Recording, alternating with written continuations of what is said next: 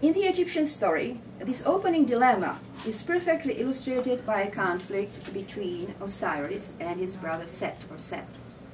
If we remember, Osiris had been appointed by the higher gods to become the ruler of all Egypt, along with his sister and wife Isis. They didn't care about these things at the time.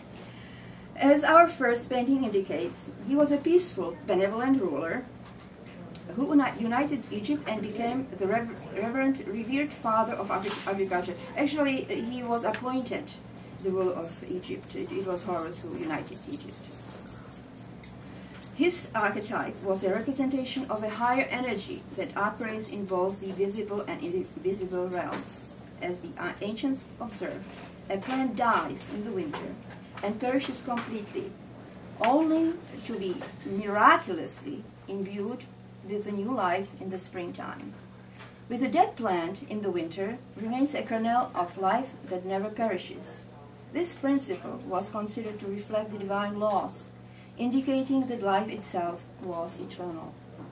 Osiris is often represented with a black or green skin, reminding us of his association with earth and vegetation. He has become a symbol of a dying and resurrected divinity, reappearing in many agricultural societies of the future epochs. Magda, is that your painting? Is this your work? That's the painting, yeah. The essence of survival of such societies was in their reliance on set cyclical patterns of nature, particularly in Egypt, in difference to Mesopotamia.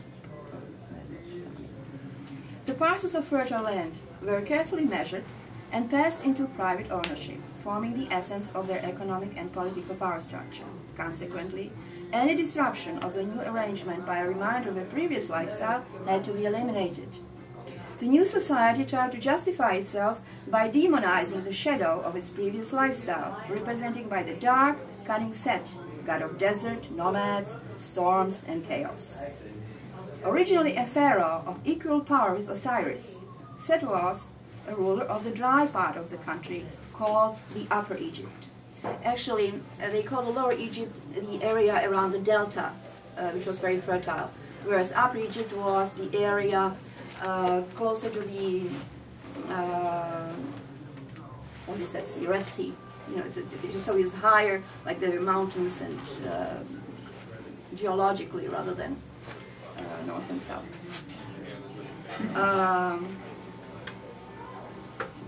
The life in a desert calls for a different set of survival characteristics than the life in an agricultural region with its surplus of food. The unsettled, nomadic yet dynamic lifestyle of the hunters-gatherers preceding the agricultural period by the millennia posed a threat to the new settlements of the Lower Egypt. Usually represented as a fierce, horned god covered by the red hair and exhibiting the animal characteristic worshipped during the previous era, Set had to be disempowered, but he did not let go easily. Now we have the archetype of the devil, right? Right here. As the story tells us, in order to regain his power, Set decided to trick and kill the unsuspecting, divinely appointed Osiris by inviting him to try a beautiful box for size, quickly close the lid, and send the coffin with the dead body down the Nile. The evil brother then made claims to the throne, as well as the beautiful Isis.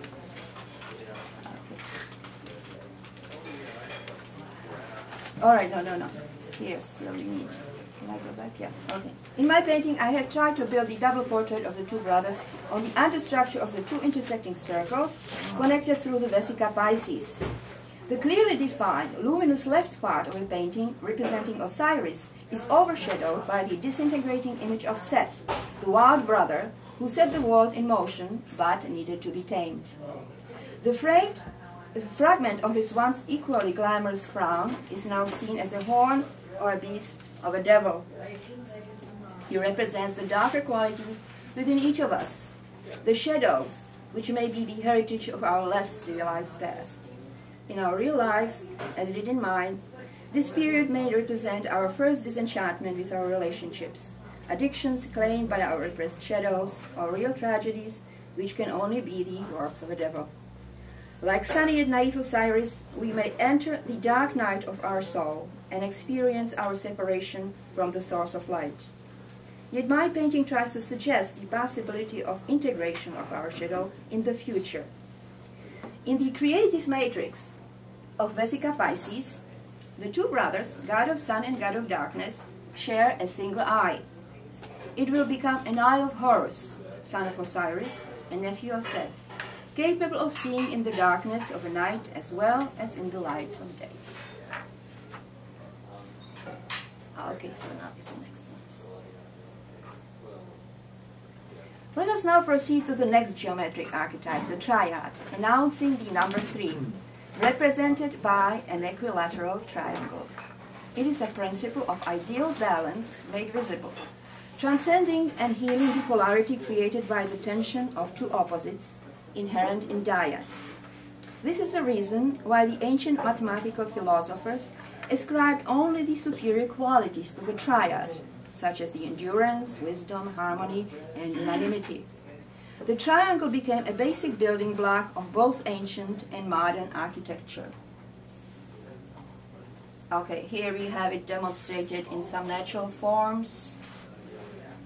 Okay, and I had, for my purpose, I had to double it. Oh, okay, this is right. In terms of constructing a triangle within Vesica Piscis, we start with the horizontal line across its center, connecting its outer edges to the apex of a matrix. This type of arrangement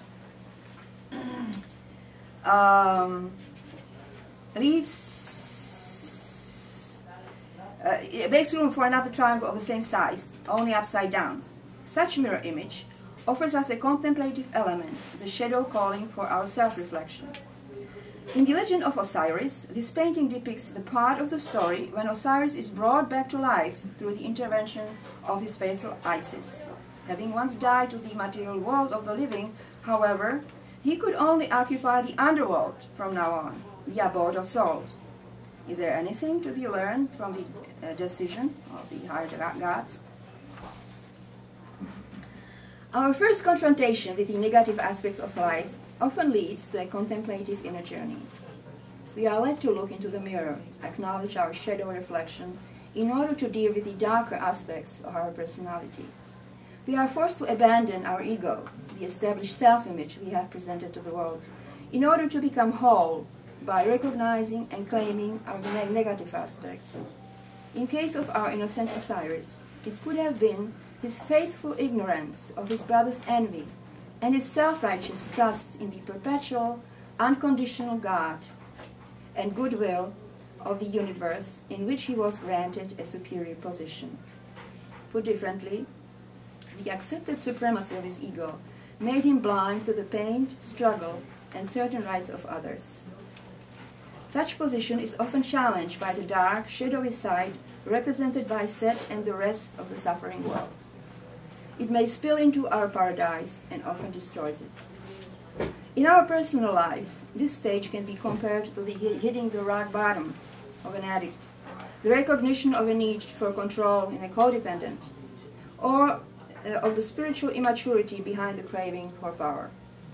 Yet gods do offer us an exit from the situation in facing our ignorance and emptying ourselves of desires which cause the conflict. Rescued from his coffin by Isis in the shape of a dove, a symbol of spirituality, Osiris is resurrected to become the judge of souls. Like many of us, he is offered a chance to learn to distinguish the nuances of good and evil within the soul of each individual through spiritual contemplation. Osiris continues to live on earth in his seat or in the heart of his more aware, better educated son Horus.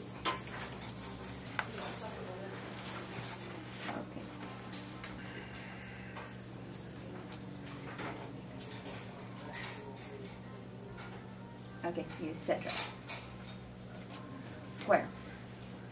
Before we can approach the complex geometry of a pentagon of Horus and its corresponding symbolism, we need to find a stable base which stands between numbers 3 and 5, reliable tetrad standing for number 4.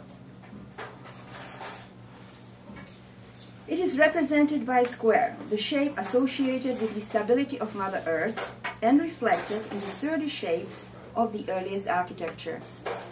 In terms of its construction, we arrived at the 4 points of a square by crossing the two Vesica Pisces, and the first cloth, the ancient symbol of matter, had been created by crossing of the vertical and horizontal threads representing the male and female principle.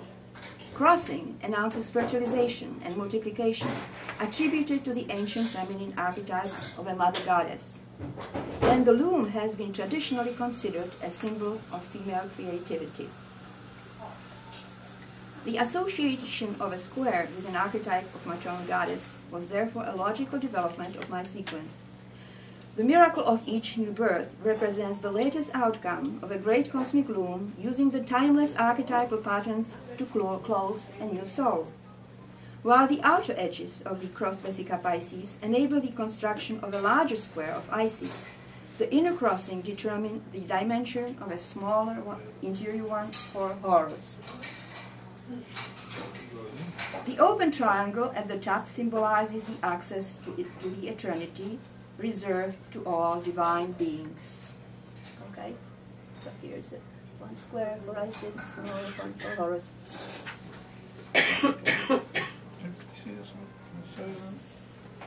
No. Oh, they have pictures. That's okay, I can. Okay. Okay. All right, so this is, I just leave the structure on always for the first time so you would understand how it was constructed, and then this is without structure. Okay. That is the structure. This is without structure. All right. So it's just slightly indicated. Okay, endowed since birth with gifts of beauty, wisdom, magic, and healing, Isis seemed to be a perfect choice for a consort for Osiris. While still a young girl, she used her guile to trick old Ra, god of sun, into revealing his secret name. She did this by creating a cobra, a first serpent, whose poison almost killed Ra before he could be healed by Isis in exchange for his name. She was sworn by him not to reveal the secret name to anybody but her firstborn son. And here we begin to see the similarity, the reason for similarity between Ra and Horus.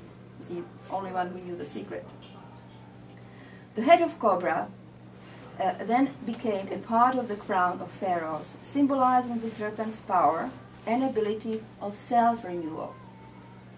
The very name of Isis means a seat or a throne, pictured symbolically as a crown upon her head. This represents the throne of kings, and as such she was regarded a mother of them all. Yet before she could become a parent, Isis had to undergo a long journey, which would force her to activate all her innate gifts. And here we go a little bit into like story of the Eros and Psyche. First she had to leave her image of a queen and change into a humble dove to find her husband's body. When she finally discovered it lodged in a tamarisk tree, she conceived Horus by ingesting the fruit of a tree, suggesting the first miraculous conception, shared by the many divinities in the legends of the future. Later, she asked for the help of her sister Nephthys. If Isis represented light and generation, Nephthys represented darkness and dissolution. Only together they could form a complete cycle of creativity, suggesting man's dual or physical and spiritual nature. Nephthys' headdress is a bowl or a chalice for purifying of the spirit. This accomplished, the sisters hoped to revive Osiris by calling on Thoth, god of healing. Yet when Set learned about their plans, he stole the body of his brother and had it dismembered, scattering the parts over the land of Egypt. Out of the 14 parts, all are found except for the most important one. It is said that later on it was substituted by benevolent gods in gold.